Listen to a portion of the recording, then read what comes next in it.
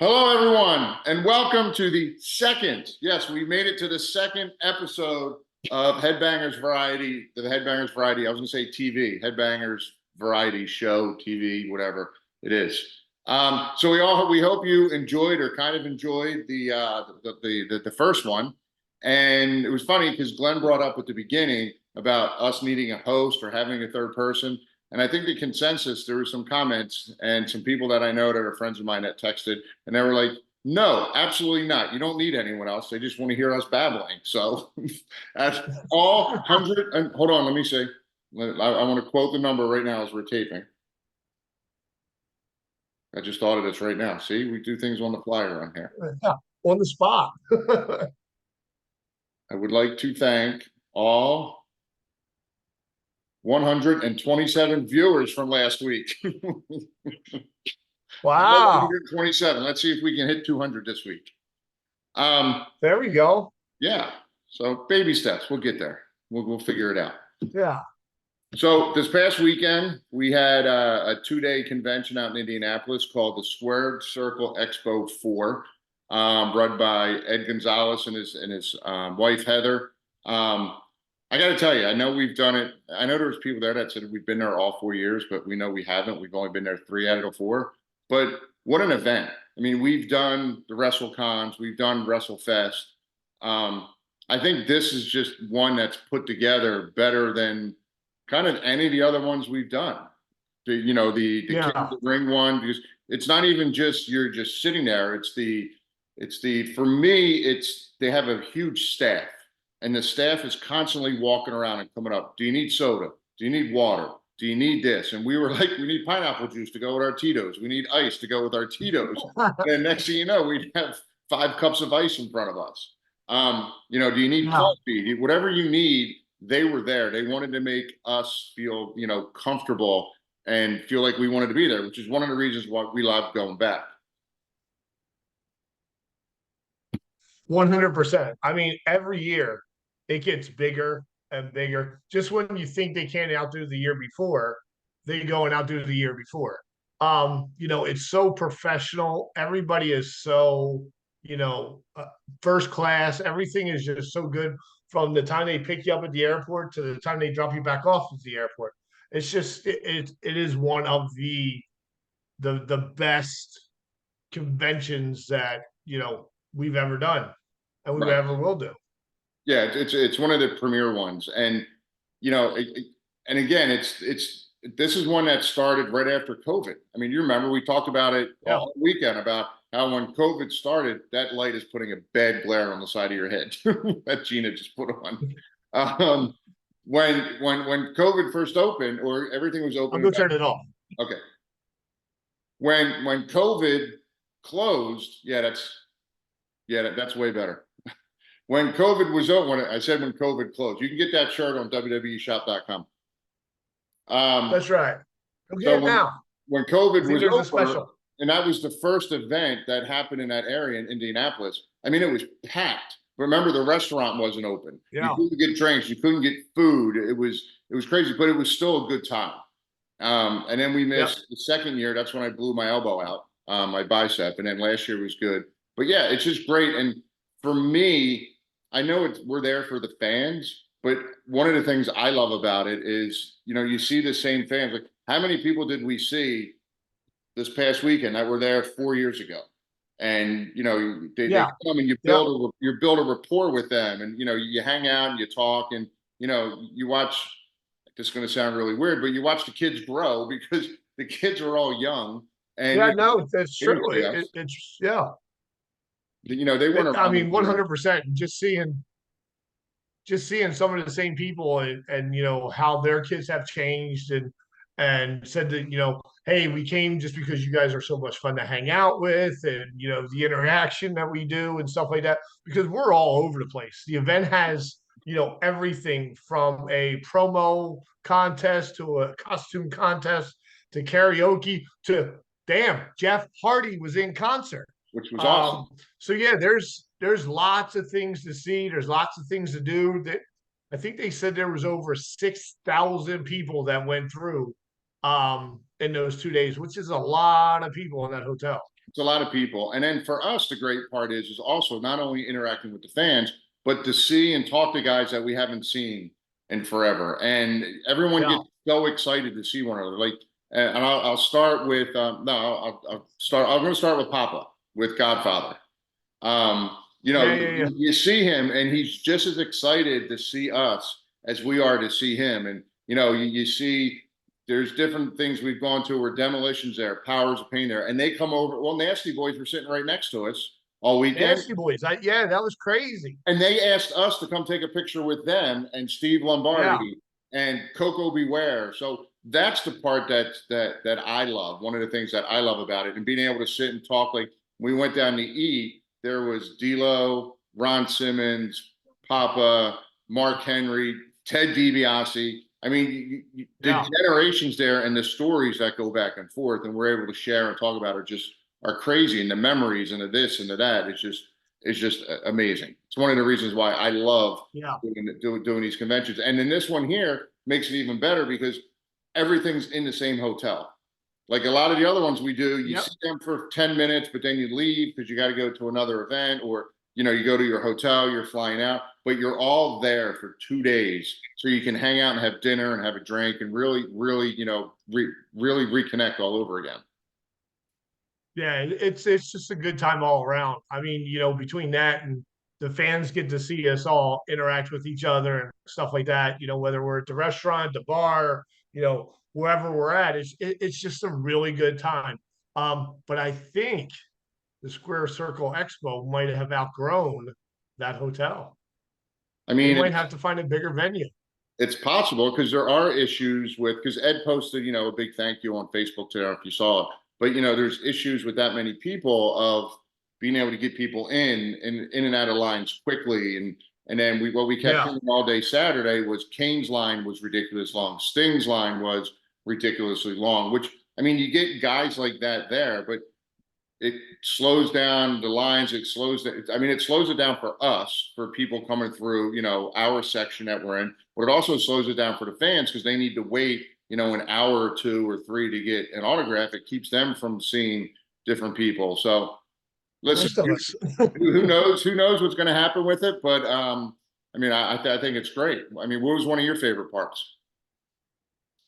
I think like every year, the favorite part is after the very first day, on Friday, because Friday's a shorter day. It goes from 4 to like 8, 9 ish, and then everybody just either some of the guys they go and they go into the bar and they eat, or they go up to their room or stuff like that. We um you know realize that we aren't who we are without the fans, so we like to interact as much as possible with the fans. So we spent a long time down in I don't know if it was the karaoke room. It was the karaoke room, Yeah, we and started, we went to Jeff's concert. yeah, we started in the karaoke room, and then Jeff Hardy was singing. So we went over to support Jeff, and for me, that was really cool. Not It only because it was. was Jeff, but I don't mean this the way it's going to sound, but Jeff's had his issues. So to see him where he is now to where he was, a little bit ago, and I Yeah. actually kind of said it as a joke, asking Jeff if I can come out and introduce him. Like I didn't think he was like, no, go ahead. So like that was kind of cool to be able to do that for Jeff because we do have such a long For him. Yeah. history with Matt and Jeff, dating all the way back to Smoky Mountain when they did jobs for us there, and then they did jobs for us in WWF, and then we did jobs for them. So I mean, just Yeah. all kind of full Yeah. circle around.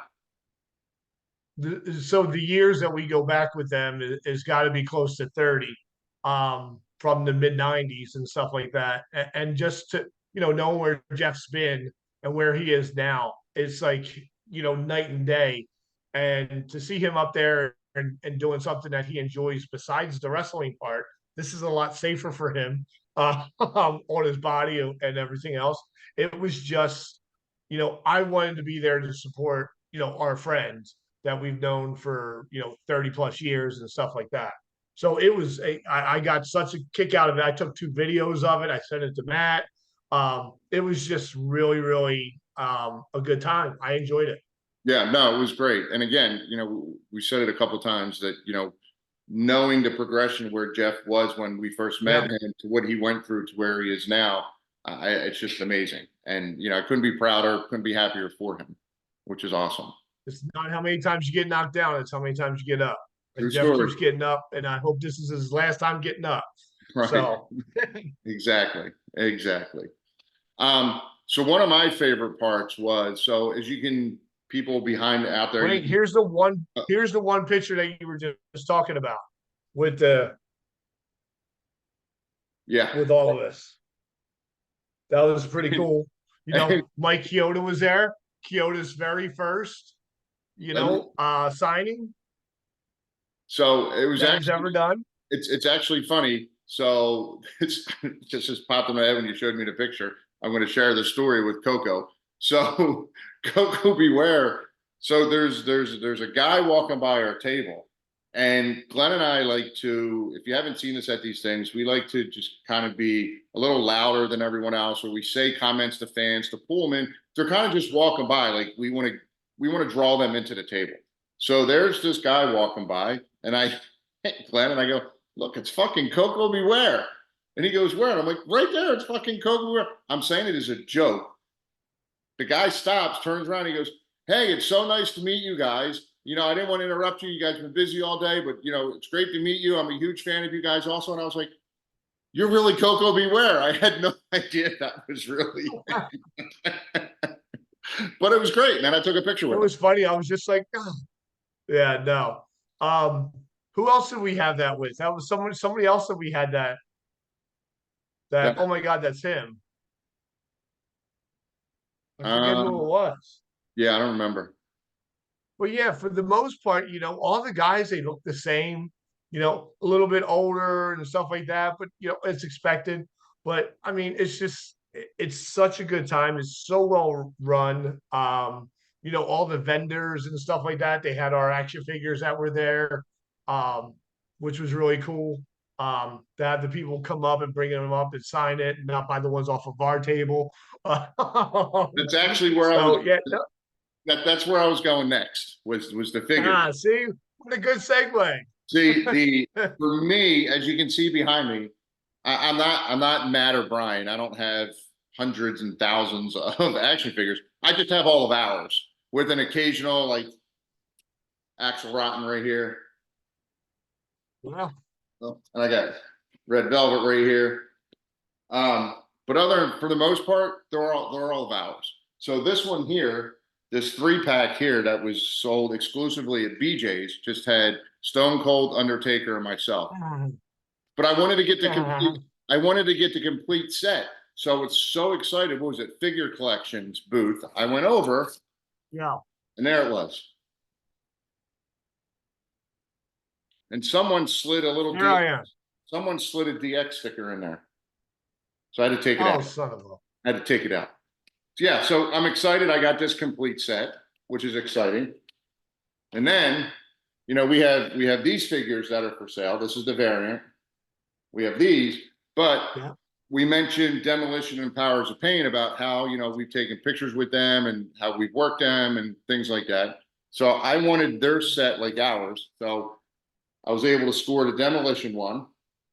So next time we're at an event and we see them, I'll get them to sign it. And they're supposed to be Figures Collections is supposed to be getting me the Powers of Pain set.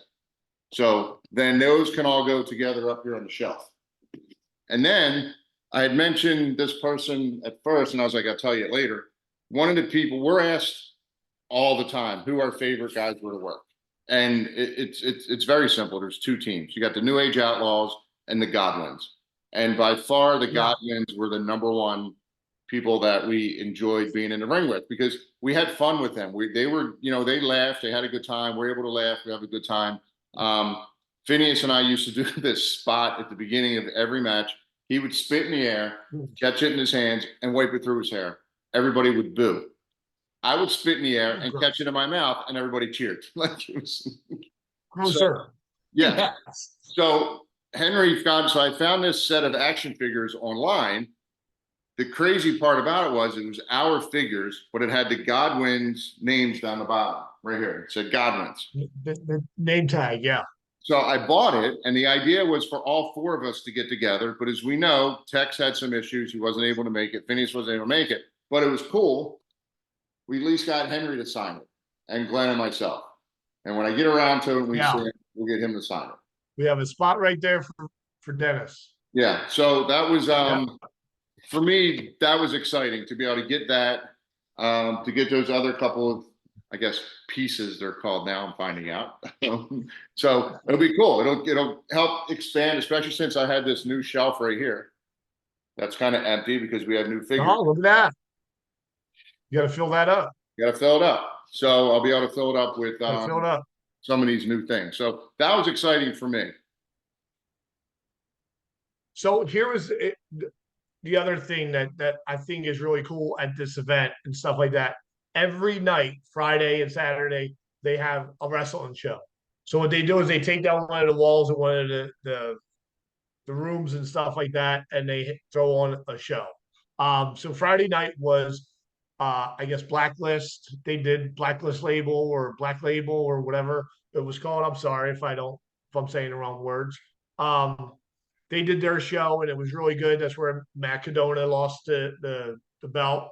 Um, but then the next day we're sitting at our table and stuff like that. And the walls open about this much, and there's guys in the ring and going through things. And this is one of the things that I guess being an old timer like we are, I never understood, or I still don't understand, is why they have to get in and practice their match for hours upon hours. This is one of the things I wanted to talk about.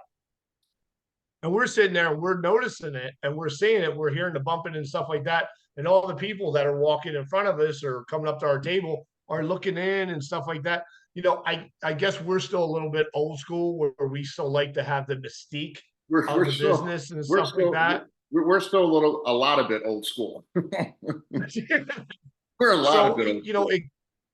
it kind of bothers me because, you know, it takes the art, I feel, out of the business. Like when we go in and we call a match and stuff like that, depending on the crowd, that's how we used to do it.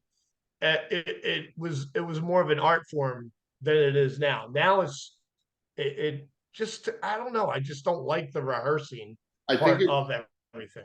yeah, I mean, we were brought up to the way we were trained was you feed off the crowd. Yeah, And I think back then it was a different era, but back then that's the way it was because that's what you did. There wasn't TV, so you didn't have TV really to get the storylines over. So you had house shows, you had to get the storyline over in the match. yeah, Now with the way TV is, you know, you have the announcers, they don't even talk about the match, you know, 90% of the time. They're talking about all the other stuff that's coming up for WrestleMania and for this and that. So now the matches are different because it's just spots. Because it's not really telling yeah. story. Even for us, like back in the, you know, when we were there working with the Godwins and New Age Outlaws, we were telling a story while the match was going. It wasn't just spot, spot, spot, spot, spot, spot, spot. So unfortunately, it's just different. But I agree because the lost part is for them because these kids do some crazy, amazing things, but there's no story behind it. Absolutely. And then the crowd doesn't have a chance to react and get it over. To register and appreciate the move. Yes. Right. Yeah. Like there's a So clip. yeah, it's just one of the things that still bothers me to this day. You know, it bothered me that night. I was trying to figure out how to shut the wall and stuff like that because, you know, I don't know if they have the opportunity that we had back in the day with the territories and with the training facilities and stuff like that. I don't know how the kids do it now because there is no territories as much as there, you know, was when we were coming through. Um, so I don't, maybe that's the only time that they have to get into a ring. I don't know. Yeah, I don't know, but when you're the for the crowd and for the guys in the ring, they're not getting the most out of it either because all they're trying to do is remember, okay, what am I supposed to do next? What are we supposed to do next? And when Yeah. something gets messed up, they get lost.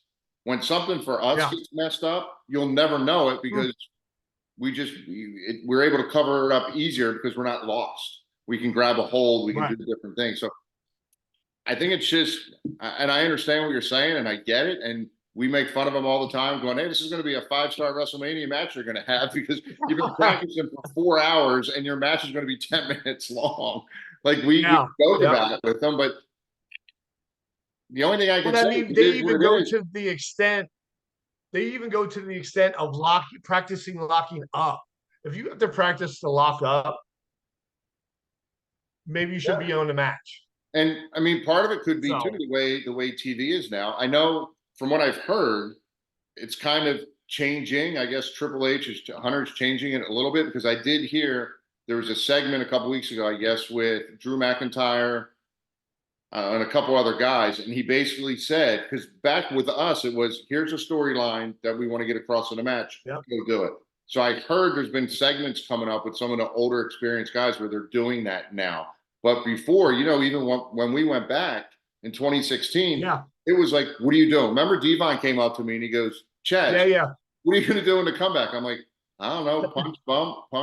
I'll figure it out when I'm out there. He's like, oh, okay. And then he comes up a half hour later. He's like, no, I need to know what moves you're going to do. I'm like, Devon, I don't know. The crowd's not buying what I'm doing. I'm going to switch it up. He's like, just tell me some moves you're going to do. So I think it's just, And I think if Hunter is actually switching that up, that's going to help the product tremendously. Um, with that kind of thing, because now you're bringing back the art form yeah, to the whole show and stuff like that. And I think people get behind it because it's realistic then, and feeding off of what's going on with the crowd and stuff like that. I think that's probably a great move by Hunter and stuff like that. But I don't. It's funny because I don't expect anything less. With Hunter being in charge and stuff like that, to slowly change it to what he's comfortable with and what works and stuff like that. And God knows he knows what he's talking about. oh So yeah, 100%. And I not love it. only being able to learn how to feed off the crowd, but what we all know, Yeah, the best characters that get over are characters that are yourself comes out of. yeah, And from what, and again, I don't, this is not in stone. I'm just going off things I've heard in the past. It was a lot of cookie cut in NXT of no, do this, do this, do this, do this, yeah, without being able to. This is who you're going to be. Like look at Dolph Ziggler and Matt. They've come out and they're creating themselves. I mean, Matt's totally reformed himself, and Dolph, as coming out as Nick now, is doing the same thing, coming out and just yeah. recreating himself. So having yourself in those characters.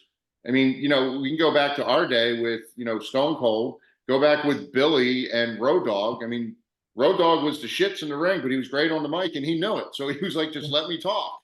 And Billy, And just he'll be the first one to tell you. right, exactly. Yeah, So they, yeah, so being able to be yourself in the ring is huge. It was even like you go back to me when they put me with D'Lo. They were like, I'll never forget it. I was standing up on the gorilla, and Bruce Pritchard looks at me. He goes, "Take your earrings out." And I went, "Why?" He goes, "Because you're Chaz now. You're not Mox. We want no headbanger or anything out there." And I went, "The fuck am I supposed to do? I've been doing headbangers for how long?" And they're like, "Okay." And the music hit, and I'm like, "I don't know what I'm doing." Like I didn't know who I was then because that's not who I was for the longest time.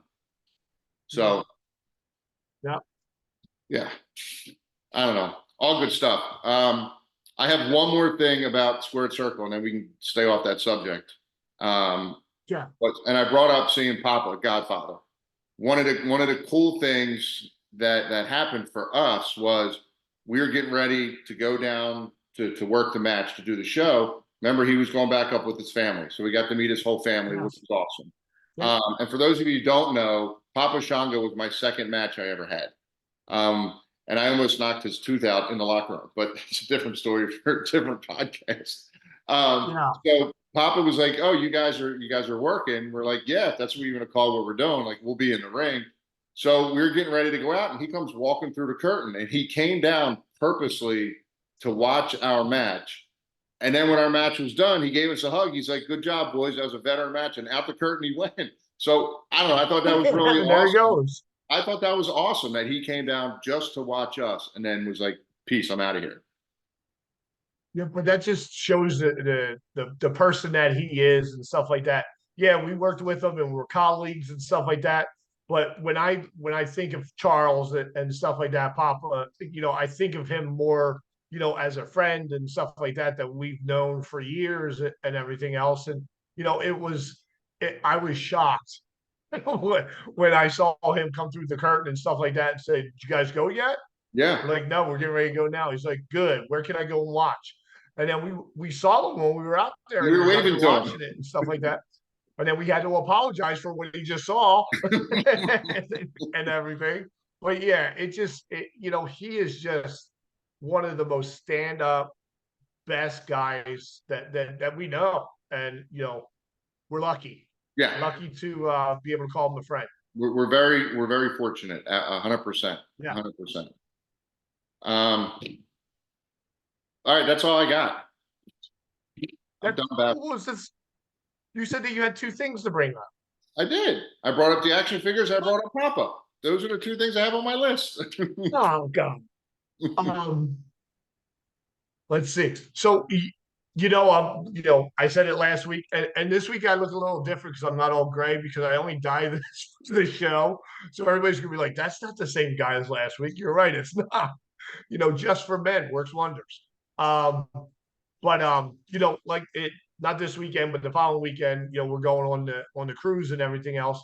And it was funny because we were talking I was talking to Kevin Thorne um on Saturday, and I was asking him about his real estate and stuff like that, and told him that, I've always wanted, because of all the traveling that we've done, because we've done a ton of traveling, Kuwait, Bahrain, England, just everywhere that we've been, Australia.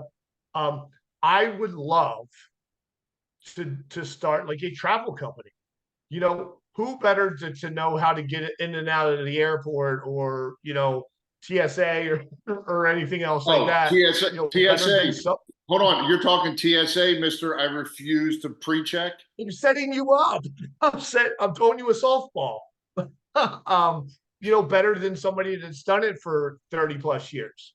So I'm really, really thinking about, like, going into like some kind of, side little travel business or something like that, setting up people's travel or vacations or something like that, because God only knows I love a vacation. Um, so, and then the next thing is, what do I call it? I don't know. I don't even know what the next step is. But it's something that, it interests me. I would love to set somebody up on their, dream vacation, or a travel across the world, or, just stuff like that. It's fun because we've always had so much fun traveling. Um, you know, throughout, all the delays and the cancellations and stuff like that. It's still fun. Because you're away, you're getting around, you're seeing Why things don't that you you've just never Why seen don't you before. just set up do like what Jericho does with the wrestle vessel thing. You just start picking The vacations wrestle, and have everyone join the headbanger party, the headbanger ball. Um, so so yeah, I've been really thinking about that a lot lately and stuff like that. So kicking that around, and wondering, what to call it. And, my wife Gina, she's interested in it because, God only knows a woman loves a good vacation. Um, so, just kicking it around, trying to figure out how to get it started, and do stuff like that. I'm interested to know how many people out there would like me to book their vacation, All right. and So and be I am the champion of travel. there you go. There's your name, Champion of Travel. There you go. So did you just because we're running out of time here? Did you research who came up with white and who called it white or who called it blue from last week? Yeah, no, and it's funny because Gina was sitting across and listening to everything. She goes, when we go to Disney, they tell you all about that in that one, the sphere. What's it called? Oh, Return to Earth, or Spaceship Earth. They tell Uh, you all about the evolution of everything. But I always look at that as a nap time, when you go through and everything else. I take a nap. So no, I have not. But what's funny is the other day, Saturday, I got one of them random text messages again. Asked me how I was doing, how I enjoyed work. So it was funny because I was sitting there with Kevin Thorne, and he's like, "No, no, no, no, don't answer it." I'm like, "Kevin, I got this." So I answered it, and it said, I'm not doing very good. I always do the bubble guts. And I told them that they asked me how work was. I said, work is just crazy busy. You know how the port industry is. And I never got a response back. Did anybody text their phone, buddy? Hello, is this on? Hello? I did not. Are you frozen? Yeah, I'm frozen. I'm frozen with this conversation. Come on. It's All right. funny. Well, we're running out of time here. So thanks for It's tuning such a in. fast hour. It's not even an hour. So That's the funny part about it. if you're still here this long, thank you. And listen, we'll try better next week.